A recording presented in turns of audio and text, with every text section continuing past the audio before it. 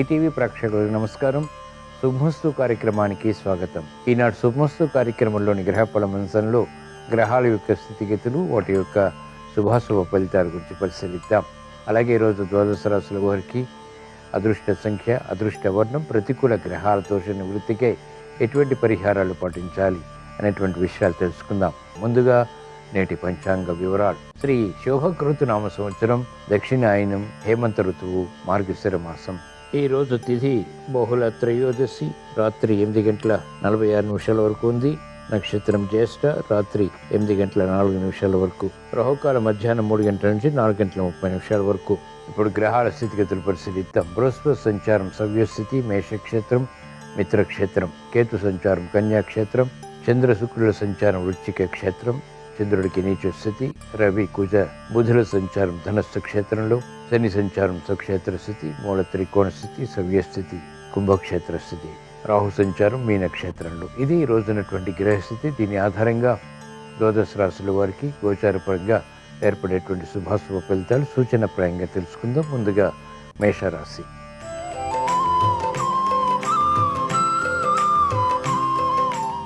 ఈరోజు మేషరాశి వారి ఫలితాన్ని పరిశీలించినట్లయితే ఆందోళన ఆర్థిక పరంగా, మానసికంగా కూడా కొనసాగుతాయి.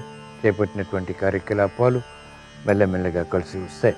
దూకుడు స్వభావం, దూకుడు నిర్ణయాలు పనికిరావు. ప్రయాణాల విషయంలో జాగ్రత్తలు పాటించాలి. మెరుగైనటువంటి అవకాశాలు వ్యాపారంగా వారికి తగ్గుతాయి. పునఃప్రయత్నాలు మాత్రమే లాభిస్తాయి. గట్టి కృషి విద్యార్థులకి తప్పనిసరి. ఆశించినటువంటి కార్యక్రమ నిర్వహణలో నేర్పరితనం వ్యాపార రంగం వారికి తగ్గుతుంది. ప్రతిబంధకాలు మహిళలకు ఉన్నప్పటికీ ఎదుర్కోగలుగుతారు. ఆశించినటువంటి కార్యక్రమాలు న్యాయవాద వృత్తి వారికి కలిసి వస్తాయి. వైద్య వృత్తి వారికి వృత్తిలో అవరోధాలను ఎదుర్కొనేటువంటి శక్తి సామర్థ్యాలు వెన్నంటి ఉంటాయి. ఈరోజు మేషరాశి వారు ప్రతికూల ప్రభావాన్ని దూరం చేసుకుని లేదా ఎదుర్కొని అనుకూలంగా మరల్చుకుని మంచి విజయాలు సాధించడానికి ఈశ్వరారాధన, ఈశ్వర స్మరణ, ఈశ్వరాభిషేకం వంటి ప్రక్రియలు ఉపకరిస్తాయి. ఈరోజు మేషరాశి వారి అదృష్ట సంఖ్య 9. ఈరోజు మేషరాశి వారి అదృష్ట వర్ణం ఎరుపు.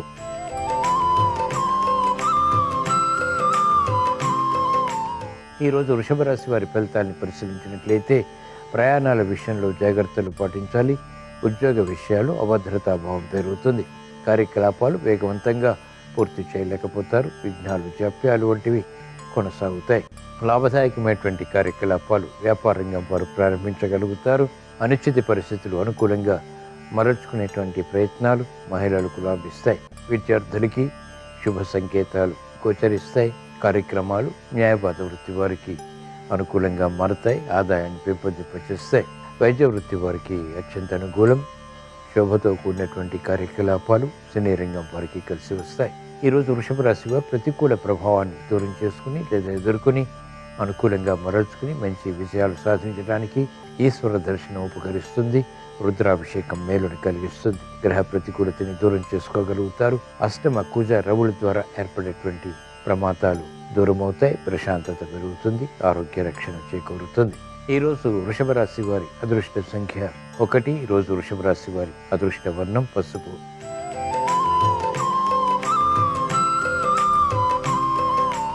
ఈరోజు మిథున రాశి వారి ఫలితాలని పరిశీలించినట్లయితే లాభదాయకమైనటువంటి కార్యకలాపాలు అనుకూలంగా మరల్చుకోగలుగుతారు. ఆర్థిక విషయాలు అనుకూలిస్తాయి. చిరునవ్వు సంఘటనలు గృహపరంగా బలాన్ని కలిగిస్తాయి. నూతన కార్యక్రమాలకు శ్రీకారం చుట్టగలుగుతారు. అభివృద్ధి ఆర్థికంగా ఆనందానికి దారితీస్తుంది. కోర్టు సంబంధిత వ్యవహారాలు మాత్రం వివాదాస్పదమవుతాయి. అయినప్పటికీ ఎదుర్కోగలుగుతారు. అభివృద్ధి ఆర్థికంగా వ్యాపార రంగం వారికి కొనసాగుతుంది. విద్యార్థులకి శుభ సంకేతాలు విద్యాపరంగా ఆనందానికి దారితీస్తాయి.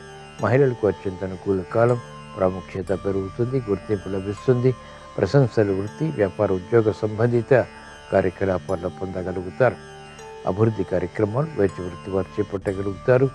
సందేహాలు న్యాయవాద వృత్తి వారికి నివృత్తి కాబడి విజయాలు సిద్ధిస్తాయి. కార్యక్రమ నిర్వహణలో నైపుణ్యం క్రీడారంగం వారు కొనసాగించగలుగుతారు. సాఫ్ట్వేర్ రంగం వారికి అత్యంత అనుకూలం. చేపట్టినటువంటి కార్యకలాపాలు ఉపాధ్యాయ వృత్తి వారికి కలిసి వస్తాయి.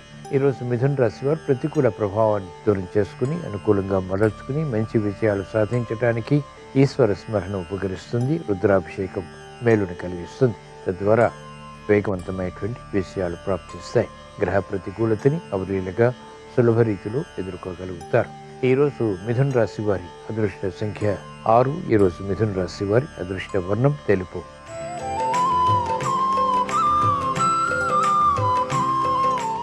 ఈరోజు కర్కాటక రాశి వారి ఫలితాన్ని పరిశీలించినట్లయితే శ్రమతో కూడిన విజయాలు పొందగలుగుతారు. ఆర్థిక విషయాల్లో అయోమయ పరిస్థితులు కొనసాగుతాయి.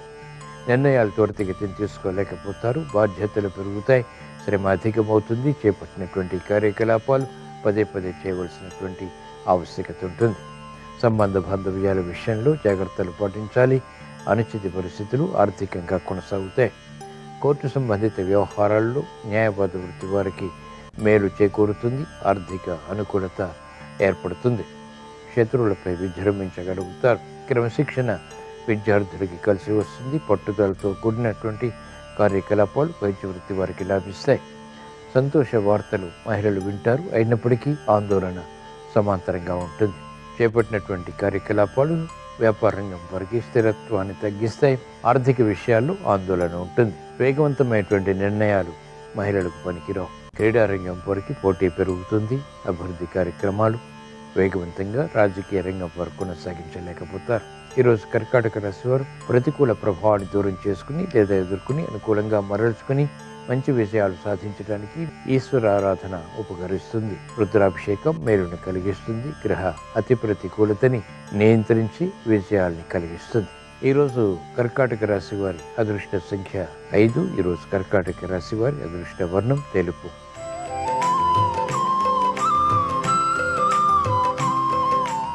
ఈరోజు సింహరాశి వారి ఫలితాన్ని పరిశీలించినట్లయితే ఆందోళనకర పరిస్థితులు నియంత్రించగలుగుతారు. శత్రుభీతి పోతుంది. మిత్రుల ద్వారా లబ్ధి చేకూరుతుంది. మంచి స్నేహితుల ద్వారా అనుకున్న సమయానికి అనుకున్న కార్యక్రమాలు చేపట్టి ఆచరణ యోగ్యంగా పూర్తి చేసి విజయాలు కొనసాగించగలుగుతారు. అభివృద్ధి ఆర్థికంగా మహిళలకు బలాన్ని కలిగిస్తుంది. ఆందోళనకర పరిస్థితులు అవలీలకు ఎదుర్కొనేటువంటి శక్తి సామర్థ్యాలు కలిగి ఉంటారు. దూర ప్రయాణాలు కలిసి వస్తాయి. ఆర్థికపరమైనటువంటి విషయాలు అనుకూలిస్తాయి.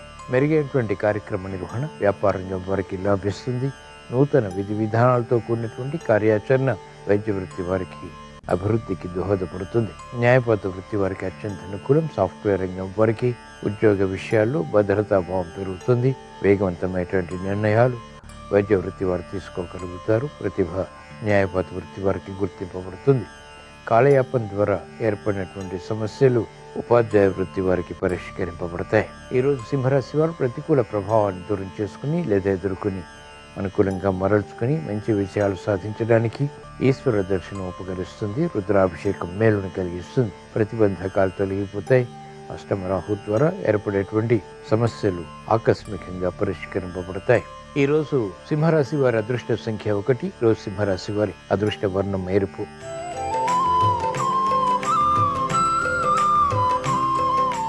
ఈరోజు కన్యారాశి వారి ఫలితాన్ని పరిశీలించినట్లయితే ఆర్థిక వ్యవహారాల్లో ఆకస్మిక ఉన్నతి లభిస్తుంది. చేపట్టినటువంటి కార్యకలాపాలు ఆనందానికి దారితీస్తాయి. శ్రమ ఉన్నప్పటికీ ఆర్థిక విషయాల్లో అనుకూలత బలాన్ని కలిగిస్తుంది. వేధిస్తున్నటువంటి సమస్యలు పరిష్కరింపబడతాయి. నూతన ఉత్సాహాన్ని పెంపొందింప చేసుకోగలుగుతారు. అభివృద్ధి ఆర్థికంగా వ్యాపార రంగం వారికి ప్రారంభమవుతుంది. న్యాయవాద వృత్తి వారికి వేధిస్తున్నటువంటి సమస్యలు పరిష్కరింపబడతాయి. అభివృద్ధి కార్యక్రమాలు వైద్య వృత్తి వారు చేపట్టగలుగుతారు. విద్యార్థులకి శుభ పరిణామాలు ప్రారంభమవుతాయి. అనుచిత పరిస్థితులు మహిళలకు తగ్గుతాయి.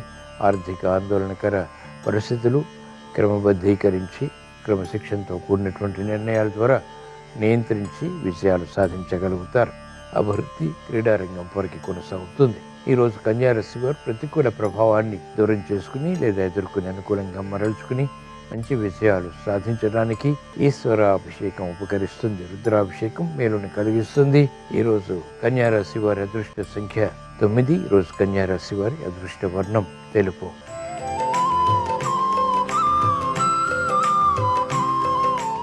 ఈరోజు తులారాశి వారి ఫలితాన్ని పరిశీలించినట్లయితే ఆధ్యాత్మిక కార్యక్రమాల ద్వారా ఆత్మవిశ్వాసాన్ని పెంపొందింపజేసుకోగలుగుతారు.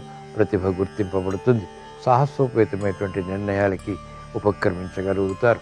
సాహస నిర్ణయాలు కూడా కలిసి వస్తాయి. నూతన ఉత్సాహం మహిళలకు పెరుగుతుంది.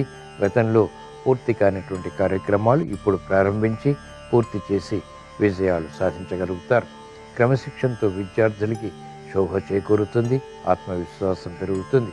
అభివృద్ధి కార్యక్రమాలు వ్యాపార రంగం వారికి రాణిస్తాయి. మెరుగైనటువంటి అవకాశాలు సాఫ్ట్వేర్ రంగం వారు చేజిక్కించుకోగలుగుతారు. క్రీడారంగం వారికి మంచి స్ఫూర్తి లభిస్తుంది.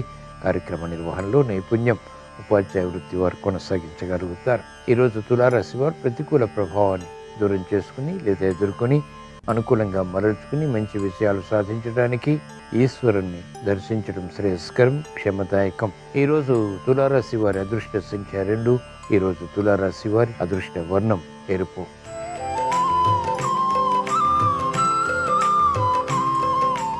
ఈరోజు వృశ్చిక రాశి వారి ఫలితాన్ని పరిశీలించినట్లయితే ఆర్థిక వ్యవహారాల్లో అలజడి ఉన్నప్పటికీ నెట్టుకురాగలుగుతారు. క్రమశిక్షణ తగ్గుతుంది. విజయాలపై ఆశాజనకమైనటువంటి వాతావరణం పొందలేకపోతారు. కార్యక్రమ నిర్వహణలో నైపుణ్యం కొనసాగించలేకపోతారు. అధిక ఒత్తిళ్లకు గురయ్యేటువంటి సంఘటనలు మానసికంగా వేధిస్తాయి. శ్రమ అధికమవుతుంది. చేపట్టినటువంటి కార్యకలాపాలు పదే పదే చేయవలసినటువంటి ఆవశ్యకత ఉంటుంది. బాధ్యతతో కూడినటువంటి కార్యక్రమ నిర్వహణలో లోపాలు వ్యాపార రంగం వారికి వెలుగులోకి వస్తాయి. అసంతృప్తి సంఘటనలు మహిళలకు కొనసాగుతాయి. ఆర్థిక వ్యవహారాల్లో వ్యాపార రంగం వారు జాగ్రత్తలు పాటించాలి. ముఖ్యమైనటువంటి కీలక నిర్ణయాలు రాజకీయ రంగం వారు తీసుకోలేకపోతారు. అలజడి ఉంటుంది. కార్యక్రమాల్ని వేగవంతంగా సాఫ్ట్వేర్ రంగం వారు పూర్తి చేయలేకపోతారు. సమస్యలు ఒకదాని మీద మరొకటి ఏర్పడేటువంటి సంఘటనలు ఉంటాయి. అయినప్పటికీ ఎదుర్కొని తట్టుకొని ఉపాధ్యాయ వృత్తి వారు పూర్తి చేయగలుగుతారు. ఈరోజు వృశ్చిక రాశి వారు ప్రతికూల ప్రభావాన్ని దూరం చేసుకుని లేదా ఎదుర్కొని అనుకూలంగా మరల్చుకుని మంచి విజయాలు సాధించడానికి ఈశ్వర దర్శనం ఉపకరిస్తుంది. రుద్రాభిషేకం మేలును కలిగిస్తుంది. తద్వారా గ్రహ అతి ప్రతికూలతని ఎదుర్కొనేటువంటి శక్తి సామర్థ్యాలు పొందగలుగుతారు. విజయాలు సాధించగలుగుతారు. ఈరోజు వృశ్చిక రాశి వారి అదృష్ట సంఖ్య 9. ఈరోజు వృశ్చిక రాశి వారి అదృష్ట వర్ణం ఎరుపు.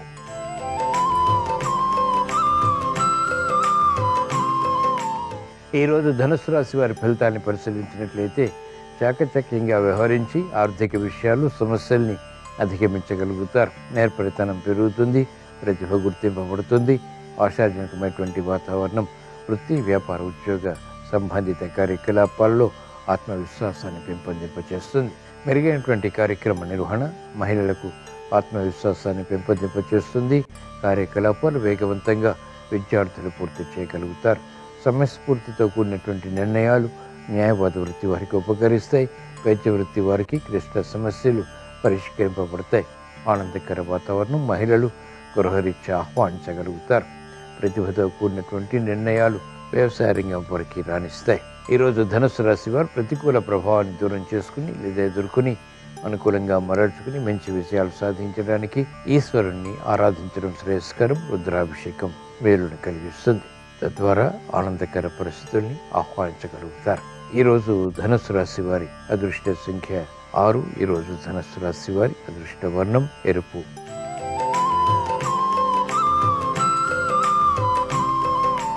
ఈరోజు మకర రాశి వారి ఫలితాన్ని పరిశీలించినట్లయితే ఆర్థిక విషయాల్లో మందత్వం కొనసాగుతుంది.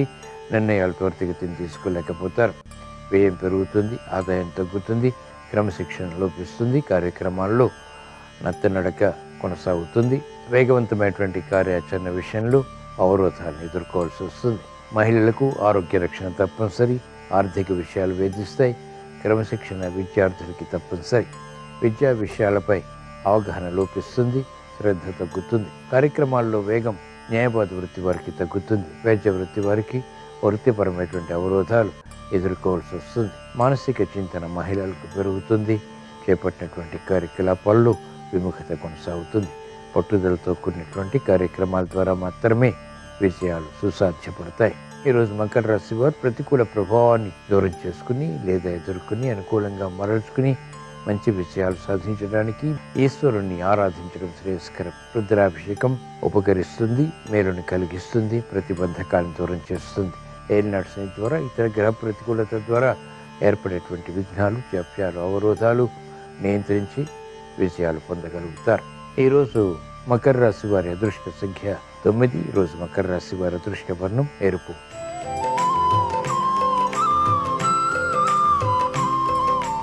ఈరోజు కుంభరాశి వారి ఫలితాన్ని ఆర్థిక వ్యవహారాల్లో మెరుగైనటువంటి అవకాశాలు క్రమక్రమంగా లభిస్తాయి. ఉద్యోగ విషయాల్లో భద్రతాభావం పెరుగుతుంది. గతంలో కన్నా మెరుగైనటువంటి పరిస్థితులు ఆర్థికంగా ఆత్మవిశ్వాసాన్ని పెంపొందింపచేస్తాయి. అనుకూల పరిస్థితులు మహిళలకు గృహపరంగా లభిస్తాయి. వేధిస్తున్నటువంటి కార్యకలాపాల ద్వారా ఏర్పడినటువంటి ప్రతికూలత కనుమరుగవుతుంది. ఆనందకర వాతావరణాన్ని ఆస్వాదించగలుగుతారు. విదేశీ పర్యటనలు ఉపకరిస్తాయి. వ్యాపార రంగం వారికి అనుకూలత ఆర్థికంగా ఉంటుంది. చేపట్టినటువంటి కార్యకలాపాలు కలిసి వస్తాయి. నూతన ఉత్సాహం వైద్య వృత్తి వారికి పెరుగుతుంది. అభివృద్ధి కార్యక్రమాలు న్యాయవాద వృత్తి వారు చేపట్టగలుగుతారు. ప్రతిభతో కూడినటువంటి నిర్ణయాల ద్వారా ఏర్పడినటువంటి అనుకూలత క్రీడా రంగం వారికి ఆర్థికంగా కలిసి వస్తుంది. నూతన కార్యకలాపాలు మహిళలు ప్రారంభించగలుగుతారు. ఈరోజు కుంభరాశి వారు ప్రతికూల ప్రభావాన్ని దూరం చేసుకుని లేదా ఎదుర్కొని అనుకూలంగా మరల్చుకుని మంచి విజయాలు సాధించడానికి రుద్రాభిషేకం మేలును కలిగిస్తుంది. ఈశ్వర స్మరణ, ఈశ్వర దర్శనం, ఈశ్వరాభిషేకం వంటి ప్రక్రియలు ఉపకరిస్తాయి. ఆందోళన కనుమరుగవుతుంది. ప్రశాంతత పెరుగుతుంది. ఆత్మవిశ్వాసాన్ని పెంపొందింప చేసుకోగలుగుతారు. ఈరోజు కుంభరాశి వారి అదృష్ట సంఖ్య 1. ఈరోజు కుంభరాశి వారి అదృష్ట వర్ణం పసుపు.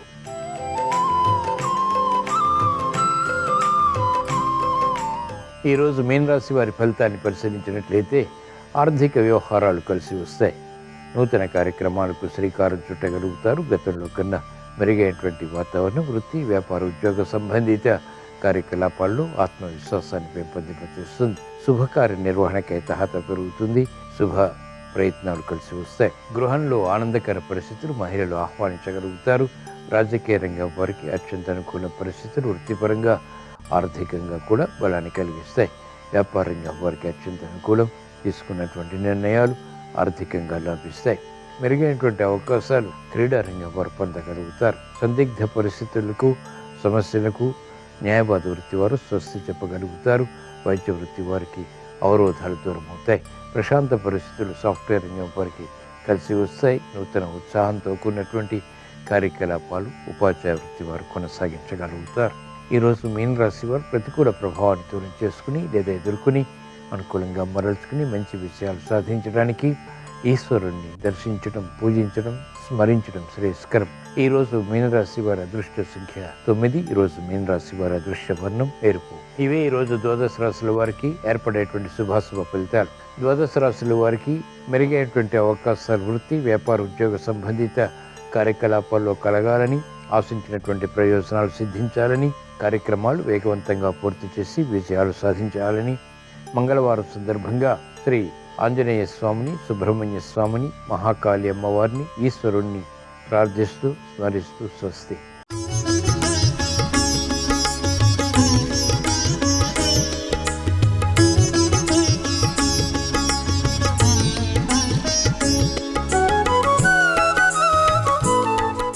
శుభమస్తు కార్యక్రమంలో గృహబలం అంశానికి స్వాగతం. వృక్షాలు దేవతా స్వరూపాలు. వృక్షాలకు ఉన్నటువంటి శక్తి అమోఘవంతమైంది. అందుకనే లక్ష్మీ కటాక్షం కావాలన్నా, ఆరోగ్యప్రదమైనటువంటి జీవన విధానాన్ని మీరు సాగించాలన్నా కొన్ని వృక్షాలకు ఉన్నటువంటి మహిమాన్వితమైనటువంటి శక్తి తత్వాన్ని అర్థం చేసుకొని గనక మీరు వాటిని గనక పాటించినట్లయితే తప్పనిసరిగా మీ జీవితం సుఖప్రదమై విరాజిల్లుతుంది అంటోంది శాస్త్రం. మనకి బిల్వ వృక్షం ఉంది. సాక్షాత్తు లక్ష్మీ స్వరూపంగా శాస్త్రాలు అభివర్ణిస్తున్నాయి. శివునికి అత్యంత ప్రీతికరమైనటువంటి వృక్షం బిల్వ వృక్షం. ఈ బిల్వ దళం 3 ఒకే ఇదిగా ఈనెలో ఒకటిగానే ఉంటాయి. అందుకని త్రిదళం త్రిగుణాకారం అని చెప్పేసి మనం కొలుస్తాం. శివునికి అభిషేకం చేసిన తర్వాత బిల్వ దళం పైన గంధం రాసి స్వామివారికి కనుక ఐశ్వర్యకారకాయ నమః అని చెప్పేసి కనుక సమర్పించినట్లయితే పరమేశ్వరుడు దివ్యవంతమైనటువంటి లక్ష్మీదేవి యొక్క అనుగ్రహాన్ని మనకు ప్రసాదిస్తాడు అని చెప్పేసి శాస్త్రం. సాక్షాత్తు లక్ష్మీదేవి యొక్క స్వరూపమే బిల్వ వృక్షం అని చెప్పేసి కూడా శాస్త్రం. అలాగే బిల్వ వృక్షానికి కాసేటువంటి ఆ మారేడు కాయ ఔషధీయుక్త గుణాలతో పాటుగా ఐశ్వర్యాన్ని కూడా మనకు ప్రసాదిస్తుంది. ఎండిపోయినటువంటి మారేడు కాయల గుజ్జును బయటికి తీసి దానిలో విభూతి ఐశ్వర్యప్రదం కదా, ఆ విభూతి వేసి ఆ విభూతిని నిత్యం ఎవరైతే నుదుట, వక్షస్థలం పైన, పొట్టపైన, చేతులకు రాసుకుంటారో శివనామం జపిస్తూ వారికి లక్ష్మీదేవి కటాక్షంతో పాటు ఈశ్వరానుగ్రహం కూడాను ఉండి తీరుతుంది సుమా అంటోంది శాస్త్రం. ఇంత గొప్ప మహిమాన్వితమైనటువంటిది ఆ యొక్క మారేడు వృక్షం. ఇది వాస్తుశాస్త్రంలో కూడాను ప్రతి గృహంలో కూడాను మనం ఏ దిశలో అయినా సరే నాటి పెంచుకోవచ్చు అని చెప్పేసి శాస్త్రం చెబుతోంది. అయితే ఎక్కువగా వాయువ్యం, పడమర దిశల్లో ఈ యొక్క వృక్షాన్ని నాటడం వలన చాలా చక్కటి యోగం సిద్ధిస్తుంది. అలాగే దేవతా స్వరూపాల్లో అత్యంత కీలకవంతమైనటువంటి మహోన్నతమైనటువంటి శక్తిని ప్రసాదించేది మనకి ఔదంబర వృక్షం. ఔదంబర వృక్షం అంటే మేడి చెట్టు అని అర్థం. ఈ మేడి చెట్టు దేవాలయ ప్రాంగణాల్లోనూ ఉంటుంది. దేవాలయ ప్రాంగణంలో ఎక్కడైతే మేడి చెట్టు ఉంటుందో దత్తపాదాలు తప్పనిసరిగా అక్కడ ఉండి తీరతాయన్నమాట. దత్తాత్రేయుల వారు కంటికి కనిపించకుండా అక్కడే ఉంటాడు. అందుచేత దత్త పాదుకలు ఉన్నటువంటి ఆ ఔదంబర వృక్షం చుట్టూతా ప్రదక్షిణాలు గనక నిర్వహించినట్లయితే జాతకరీత్యా గురుబలం తగ్గినటువంటి వాళ్ళు ఆ యొక్క ఔదంబర వృక్షం చుట్టూతా కూడాను 21 ప్రదక్షిణాలు గనక నిర్వహించి దత్తశరణమ్మమా అని చెప్పేసి ప్రార్థించినట్లయితే గురుబలం పెరుగుతుంది. వేయించినటువంటి శనగలు అంటే నానబెట్టి వేయించి తాళింపు వేసి ఆ శనగల్ని ఆ యొక్క దత్తపాదాల దగ్గర నైవేద్యంగా సమర్పించి 10 మందికి గురువారం నాడు పంచినట్లయితే గురుగ్రహ అనుగ్రహం మీకు కలిగి జాతకరీత్యా గురువు బాగున్నప్పుడే కదా అన్ని ఆలోచనలు సక్రమంగా వచ్చేది. అందుచేత ఆలోచన పరంపరలు చక్కగా రావటానికి ఆస్కారాన్ని ఇస్తాయి ఈ యొక్క విధి విధానం అని చెప్పేసి మనకు శాస్త్రం తెలియజేస్తుంది. అలాగే జమ్మి చెట్టు దేవాలయ ప్రాంగణంలో ఉంటుందండి, మహావృక్షంగా ఉంది. ఈ జమ్మి చెట్టు కూడాను దేవతా స్వరూపం, సిద్ధిదాత్రి స్వరూపంగా చెప్తాం. దసరా పర్వదినాల్లో విజయదశమి నాడు శమీ పూజ అని చెప్పేసి మనం ఆచరిస్తాం. అంతేకాదు ప్రతినిత్యం కూడాను శమీ వృక్షం చుట్టూతా 21 ప్రదక్షిణాలు కనుక చేసినట్లయితే అర్ధాష్టమ శని, ఏలినాటి శనితో బాధపడేటువంటి వాళ్ళకి ఆ శనిగ్రహం యొక్క బాధల నుంచి బయటపడటానికి ఆస్కారాన్ని ఆ యొక్క మహావృక్షం మనకు అనుగ్రహిస్తుంది. అలాగే మర్రి చెట్టు ఊడలు అలా కిందకి దిగి ఉంటాయి. మర్రి చెట్టు సాక్షాత్తు కూడాను అదృష్టకరమైనటువంటి జ్ఞాన ప్రసాద తత్వంతో నివసించేటువంటి ఆ స్వామి ఉన్నారే దక్షిణామూర్తి స్వామి. నమో భగవతే దక్షిణామూర్తయే భక్ష్యం మేధాం ప్రజ్ఞాం ప్రత్య స్వాహ అన్నట్టు ఆ స్వామివారు ఆ మర్రి చెట్టు నీడన ఉంటాడు ఎప్పుడు కూడా. అందుకని మనం ఆగైనా సరే ఆ మర్రి చెట్టుకు నమస్కారం చేస్తే చాలు మన మేధస్సు పెరుగుతుందయ్యా. ఇంత గొప్ప విశేషకరమైనటువంటిది. అలాగే వేప చెట్టు సాక్షాత్తు దివ్య జనని త్రిశక్తి మాత, ఆ చక్కని తల్లి యొక్క స్వరూప లక్షణం.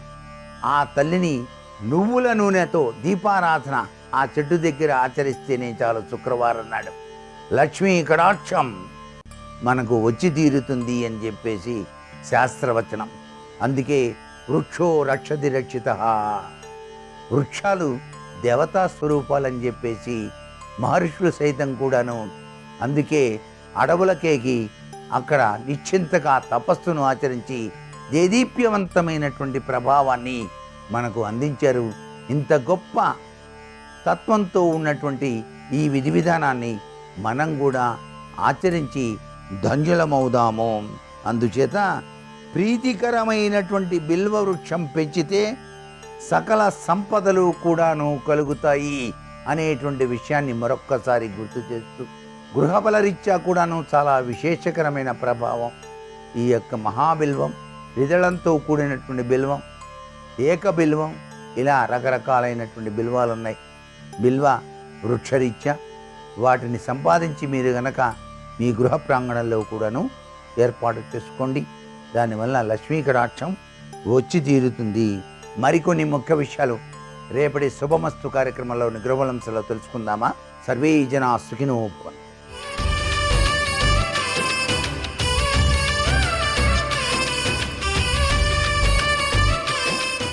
శుభోదయం.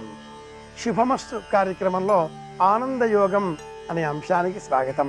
శివారాధన ఆనందదాయకం. శివుడు ఆనందకారకుడు. యోగం అంటే రెండింటి కలయిక అని అర్థం.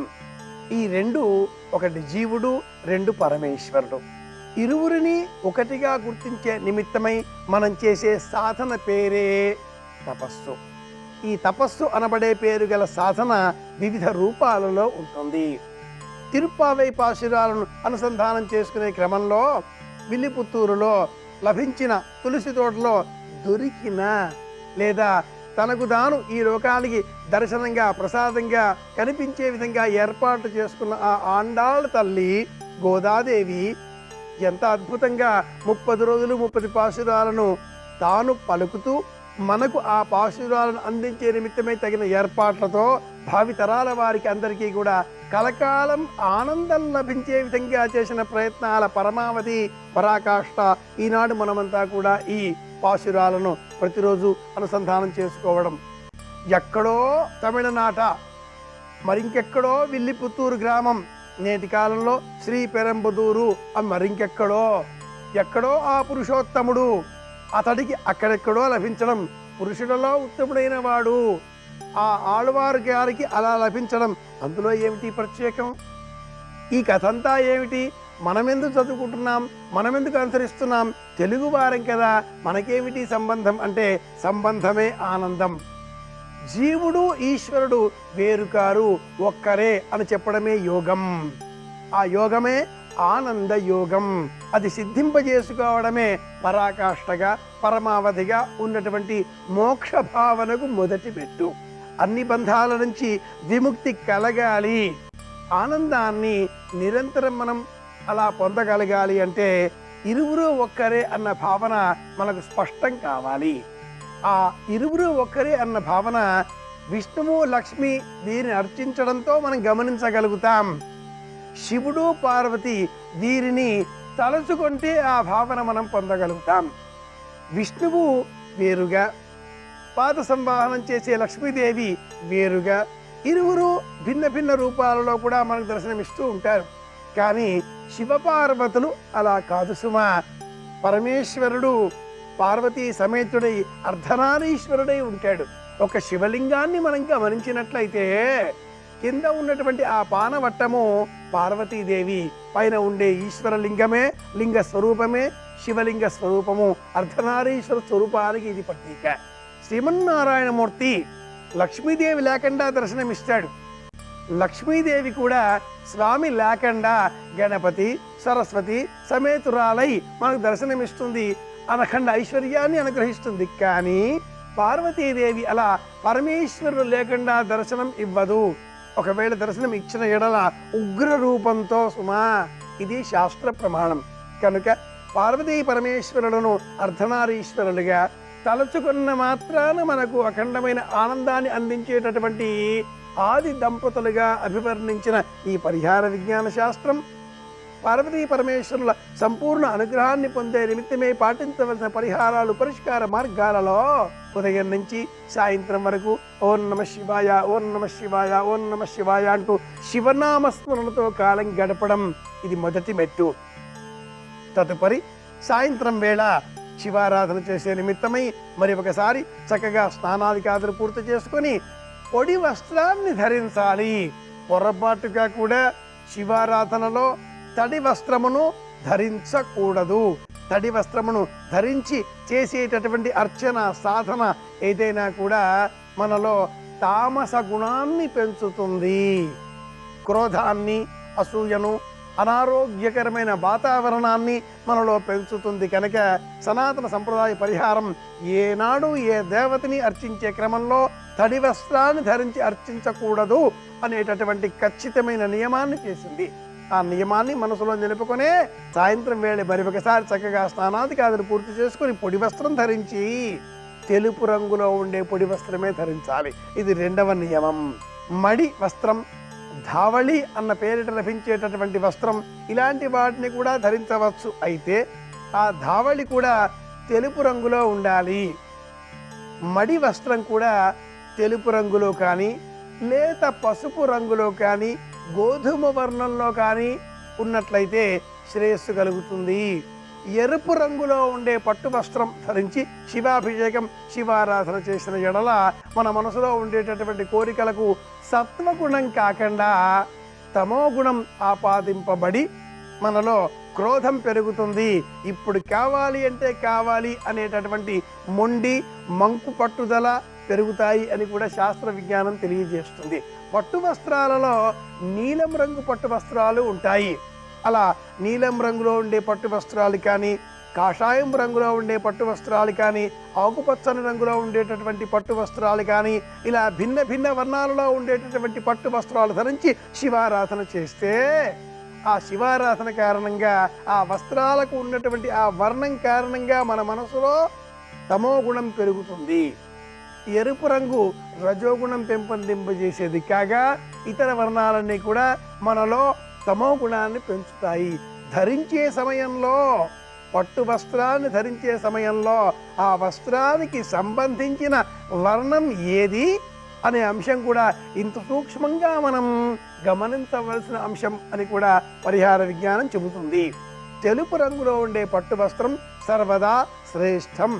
అలా కాకుండా కాసింత గోధుమ రంగులో కానీ, లేదా లేత పసుపు రంగులో కానీ ఉన్నటువంటి వస్త్రాన్ని ధరించి చేసేటటువంటి శివారాధన మన మనసులో జ్ఞాన పిపాసను పెంచుతుంది.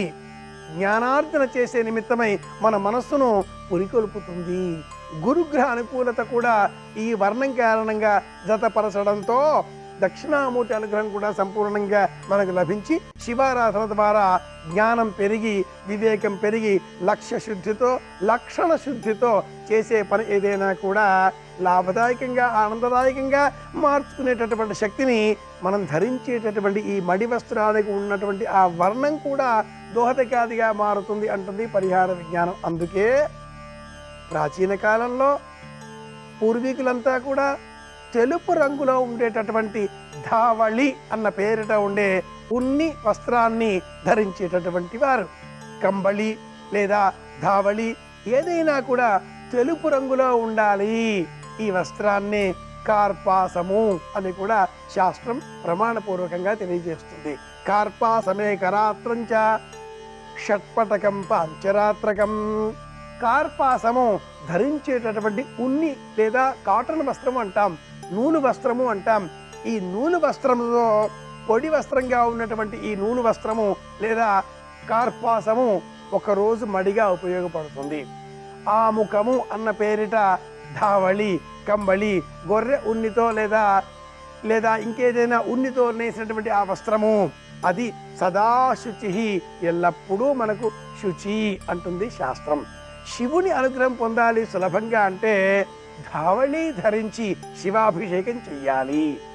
ధావళి ధరించి నుదుటన భస్మరేఖలు ధరించి ఆ పిదప చేతిలో జపమాల పుచ్చుకొని ఓం నమ శివాయ, ఓం నమ శివాయ, ఓం నమ శివాయ అంటూ ఆ పూసని, మణిని మనలోపలికి అన్నట్లుగా ఇలా లోన వేసుకుంటూ ఉంటే విశాల విశ్వమంతా ఆవరించిన ఆ శివ సంబంధిత చైతన్య శక్తి మనలో వచ్చి చేరుతుంది. ఓం నమ శివాయ, ఓం నమ శివాయ. ఆ జపమాల వినియోగించేటటువంటి సమయంలో, జపం చేసే క్రమంలో పూస మన వైపున వేసుకుంటే బయట ఉన్నటువంటి శక్తి అంతా వచ్చి మనలో చేరుతుంది.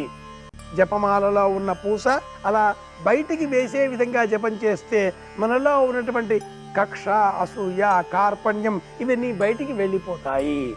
ధరించే పట్టు వస్త్రం ఎరుపు రంగు, ఇతర వర్ణాలతో ఉన్నప్పుడు జపమాల పుచ్చుకొని ఆ పూసని బయటికి వేద్దాం.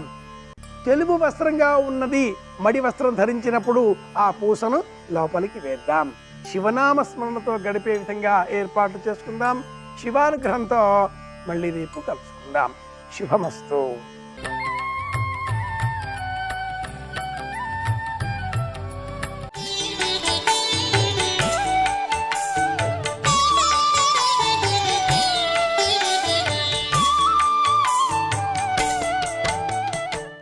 అన్నమాచార్యులు వారు సౌందర్యలహరిలో చెప్తూ ధను పౌష్పం మౌర్వీ మధుకరమయీ పంచవిశిఖ వసంతు సామంతో మలయమరుదాయోధనరద తథాప్యేక సర్వం హిమగిరిసుతే కామపి కృపాం అపాంగత్తే లబ్ధ్వా జగదమనంగో విజయతే. ధను పౌష్పం పువ్వులతో చేసినటువంటి ధనస్సు, మధుకరమయీ వెనకాతల వింటినారేమో తుమ్మెదలతో చేయబడి ఉంటుంది. ఎక్కడైనా ముందు పువ్వులు ఇలా ఉంటే వెనక తుమ్మెదలన్నీ ఫాల్ ఇన్ లైన్ అంటే ఇలా తీగల నించుంటాయా? ఎలా నించుంటాయి? ఓ వేళ నించున్నాయి అనుకోండి, బాణం పెట్టి లాగాలంటే వింటినారి వెనక్కి వెళ్ళాలా? రెండు తుమ్మెదల మధ్యలోంచి బాణం వెనక్కి వస్తుంది కానీ అవి సాగుతాయా? స్థితిస్థాపక శక్తి ఏది? ఎలాస్టిసిటీ ఏది? కాబట్టి ఆ ధనస్సు ఎందుకైనా పనికొస్తుందా? పోనీ బాణాలు గొప్పవండి, ఏదో రౌద్రాస్త్రం, ఆగ్నేయాస్త్రం, బ్రహ్మాస్త్రం, వారుణాస్త్రం ఇటువంటివి వేస్తాడా అందామంటే పంచవిశిఖ 5 పుష్పబాణాలు వేస్తాడు. ఆ పువ్వులవి అవి వచ్చి తగులుతాయి, ఎరుగుపోవచ్చు, సంతోషంగా ఉంటుంది. ఎందుకవి ఏం చేస్తాడు లోకంలో? అన్నీ బలహీనతలే. పంచవిశిఖ వసంతు సామంతో. పోని స్నేహితుడు చాలా బలవంతుడండి, అందుకని భయం. ఆయన స్నేహితుడు కాబట్టి ఆయన జోలికి వెళ్ళరందామా? వసంతుడు స్నేహితుడు. వసంతుడు ఎప్పుడు ఉంటాడు? చైత్రము వైశాఖము, ఇంకా తర్వాత కనబడ్డ మళ్ళీ. అంత గొప్ప స్నేహితుడు. ఎప్పుడూ కళ్ళల్లో పెట్టుకు చూసుకుంటూ ఉంటే స్నేహితుడు ధైర్యం, కానీ ఎప్పుడోసారి కనపడేవాడు ఇక మళ్ళీ కనపడనేవాడు అని నమ్ముకునే ఉంటాం. కాబట్టి వసంతు సామంతో మలయమరుదాయోధనరథ. మలయ పర్వతం మించి వచ్చేటటువంటి చందనపు గాలి మన్మధుడికి రథం. ఒక్కొక్కసారి చూడండి, ఏదో ఇంట్లో కూర్చుంటాం, మంచి పాట ఎక్కడి నుంచో వినపడుతూ ఉంటుంది. మంచి పాట వినపడుతోందని ఇలా చెవిలు రిక్కించి వింటున్నారనుకోండి, జననీ శివకామిని అని వినపడింది. ఎన్నాళ్ళైందో ఈ పాట విని, చాలా బాగుంటుంది ఈ పాట అని ఇలా వింటున్నారు. జననీ శివకామిని వినపడుతుంది. ఆ తర్వాత గాలిటి వేస్తే అటు వెళ్ళిపోతుంది, ఇక వినపడదు. అబ్బా గాలిటో పోయింది అని మళ్ళీ ఊరుకుంటాం. మన్మధుడి రథం చందనపు గాలి. ఎదురుగుండా శత్రువు ఉన్నాడనుకోండి, ఆ గాలి ఇలా వెళ్ళదావు, అలా పోతుంది. అప్పుడు శత్రువు అక్కడ, రథం ఇక్కడ, ఏమిటి ఉపయోగం? అదో బలహీనత. మలయమరుదాయోధనరథ తథాప్యేక సర్వం హిమగిరిసుతే కామపి కృపాం. ఇన్ని బలహీనతలున్నా అమ్మా మేము మోక్షాన్ని పొందుతాం, భగవద్దర్శనం పొందుతామని చెప్పి అన్నీ విడిచిపెట్టేసి హిమాలయాలకు వెళ్ళి తపస్సు చేసుకుంటూ ముక్కు మూసుకొని కూర్చుంటున్నటువంటి వాళ్ళ మీద కూడా బాణం వేసినంత మాత్రం చేత అన్నీ విడిచిపెట్టి వాళ్ళు వశపడిపోయేటట్టుగా చేయగలిగినంత శక్తిని మన్మధుడు పొందాడంటే, అమ్మా ఇన్ని బలహీనతలు ఉన్నవాడు, పైగా అన్నిటినీ మించి పెద్ద బలహీనత శరీరం లేదు, అనంగో. ఇంత శక్తి ఎక్కడి నుంచి వచ్చిందో తెలుసా అమ్మా? లోకాలన్నిటినీ గెలుస్తున్నాడంటే అపాంగత్తే లబ్ధ్వా. ఒక్కసారి నువ్వు ఇలా చూసావు ప్రేమతో, ఇలా చూసేటప్పటికి అంత శక్తి వచ్చేసి, అమ్మా ఏమి నీ చూపు గొప్పతనం. జగదిదమనంగో విజయతే. ఆ తల్లి మన్మధుడ వంక అలా చూడ్డంలో మళ్ళీ ధర్మచక్రం తిరిగింది, మళ్ళీ సృష్టి జరిగింది. మన్మధుడికి శరీరం వచ్చింది, రతీదేవి భర్తని పొందింది, 5వ తనం నిలబడింది, పరమ సంతోషాన్ని పొందింది. అందుకే పార్వతీ కళ్యాణ ఘట్టంలో ఇది విన్నంత మాత్రం చేత అమ్మవారి అనుగ్రహ ప్రసరణం నిలబడుతోంది. కాబట్టి అందరికీ కూడా రక్ష అని చెప్తారు. అందుకు పార్వతీ కళ్యాణ ఘట్టం చెవులు రిక్కించుకుని అంత జాగ్రత్తగా వింటుంటారు. అన్ని పవిత్ర ఘట్టాలు నడుస్తాయి కాబట్టి. తర్వాత శంకరుడు అనుగ్రహించాడు. ఒకానొకనాడు శ్రీకృష్ణ భగవానుడుగా మీ తండ్రి పరిపూర్ణావతార స్వీకారం చేసినప్పుడు లక్ష్మీదేవి అనగా ఆదిలక్ష్మి అయిన రుక్మిణితోడ క్రీడ సల్పుచున్న కృష్ణచూచి పట్టణంబులోని ప్రజలుల్లసిల్లిరి ప్రీతులగుచు ముక్త భీతులగుచు. ఆ రుక్మిణీ కళ్యాణం జరిగిపోయిన తర్వాత ప్రద్యుమ్నుడు అనే పేరుతో నువ్వు పుడతావు. శంబరాసురుడు అనే రాక్షసుడు అపహరించి తీసుకెళ్లి సముద్రంలో పడేస్తాడు. తర్వాత తిరిగి వస్తావు. వచ్చిన తరువాత నువ్వు శరీరాన్ని ప్రద్యుమ్నుడిగా పొందుతావు. అప్పటి వరకు నీకు శరీరం ఉండదు తప్ప తర్వాత శరీరం వస్తుంది అని శంకరుడు కూడా అనుగ్రహించాడు. దాని చేత రతీదేవి యొక్క సౌభాగ్యం నిలబడింది. ఇప్పుడు ధర్మచక్రం తిరిగింది, మళ్ళీ జీవులకు శరీరములు దొరికాయి. ఎందుకని? మన్మధుని యొక్క బాణములు పడుతున్నాయి కాబట్టి ఉభయుల యందు కూడా స్త్రీ పురుషుల యందు సంతోషం కలిగి దాని వలన శరీరములు పుడుతున్నాయి. శరీరములు పొంది జీవులందరూ పాపపుణ్యములను పోగొట్టుకునే అదృష్టం కలుగుతోంది. మళ్ళీ కొత్తగా పుణ్యం చేసుకోవచ్చు, చిత్తశుద్ధి పొందొచ్చు, జ్ఞానం పొందొచ్చు, మోక్షం పొందొచ్చు. అవకాశం సుగమమైంది. ఇది సరే. అంతంకొండలరాజు నెమ్మనములో నా వార్తనాలించి సంతాపమ్మున చింతనుంది ఆ మహేశ్వరుంగాంచక విషన్నవదనయ్యున్న తన కుమార్తెను తోడ్కొనిపోయే గిరికిన్ ఆయనేమో విన్నాడు. అంతన్కొండల రాజు నెమ్మనములో నా వర్తనాలించి వే సంతాపంబున చిన్నవోయి చని సర్వేశ్వరుంగానక అత్యంతాందోళ విచారయైన తనయం తావేక గొంపోయే తత్కన్యారత్నము తండ్రి తోడ్కొని చనంగానేక సీతాద్రికిన్.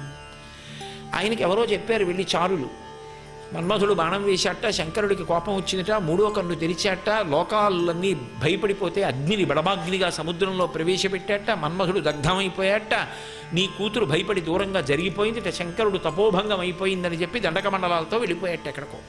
ఇప్పుడు లేడు హిమోత్పర్వతంలో, మళ్ళీ ఏదో ఉత్తమ భూముల్లోకి వెళ్ళిపోయాడు. నీ కుమార్తె బెంగ పెట్టుకుని ఉండిపోయింది, అయ్యో ఇదేమిటా నేనేదో సేవ చేయడానికి వస్తే ఇలా జరిగిందని ఆవిడ బెదిరిపోయింది. అంటే అంతన్కొండల రాజు నెమ్మనములో నా వార్తనాలించి వే సంతాపంబున చిందపోయి చని సర్వేశ్వరుంగానకత్యంత ఆందోళ విచారయైన తనయం తావేక గొంపోయే. కుమార్తెని మళ్ళీ ఇంటికి తీసుకెళ్ళిపోయాడు. ఆ కన్యారత్నము తండ్రి తోడ్కొని చనంగానే సీతాద్రికి. తండ్రి వచ్చి అమ్మ వచ్చేసి ఇంటికి ఏమిటమ్మా ఇలా అయింది, నేనేదో నువ్వు సేవ చేస్తావు, ఆయన అనుగ్రహం పొందుతావు అనుకున్నాను, వచ్చేసి అని కూతుర్ని తీసుకెళ్ళిపోయాడు. ఏమీ తెలియని దానిలో వెళ్ళిపోయింది దేవి క్రీడిస్తూ. శంకరుడు వెళ్ళిపోయాడు, పార్వతీదేవి వెళ్ళిపోయాడు, తారకాసురుడు విజృంభించిపోయాడు, దేవతలు ఏడుస్తుంది. మళ్ళీ సమస్య అక్కడే. ఎలా? ఎవరు తాళం తీసేవాళ్ళు? ఇక ఎవరికి ధైర్యం ఆ విషయంలో జోక్యం చేసుకోవడానికి? ఇంకెవరైనా జోక్యం చేసుకుంటారా? అసలు నిజంగా దీనికి కుమార సంభవం కానీ లేకపోతే బాలకాండలో షణ్ముఖోత్పత్తి కానీ కలిపితే అయ్యే పనే. ఎంత అద్భుతంగా వర్ణించారో వాల్మీకి మహర్షి. సరే, మరి మళ్ళీ లోకాలను అనుగ్రహించాలి, ఎవరు పూనుకోవాలి? శంకరుడే పూనుకోవాలి. అందుకే ఆయన ఏం చేశాడంటే సోది చెప్పేటటువంటి స్త్రీగా మారిపోయి మళ్ళీ ఏ కారణం చేత ఇద్దరూ కలవవచ్చో, ఏ కారణం చేత కుమారుడు కలుగుతాడో, ఏ కారణం చేత తారకాసుర సంహారం అవుతుందో, లోకములు అనుగ్రహింపబడతాయో, లోకములకు శాంతి కలుగుతుందో ఆ దారి ఆయన చెప్పాలి. అందుకని సోది చెప్పేవాళ్లే వచ్చాడు. ఆ సోది చెప్పడానికి వచ్చినప్పుడు కాకోధరాదీశ కంకణములు దాచి శంఖ కంకణములు చాలా తొడిగి సామజదనుజేంద్ర చర్మాంబరము దాచి కమనీయ కనకాంబరమును కట్టి గంగానిశానాథ కలిత జూటము దాటి కురువెంట్రుకలు కల కొప్పు కట్టి పావకరాజిత ఫలభాగము దాచి తిలకంబుతో పాలమరచేసి చేత త్రిశూలంబు దాచి పూల సెజ్జయమర వామభాగమునందు స్త్రీ కల స్వామి వెలది ఎనుచు ఎగుదించే.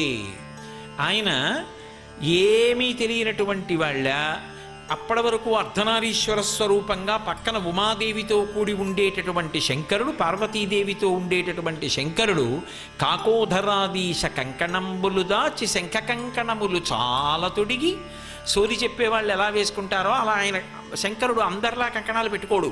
ఆయన కాకోధరాదీశ కంకణంబులుమా, అవేమి పిల్లపాములు బృదపాములు కాదు.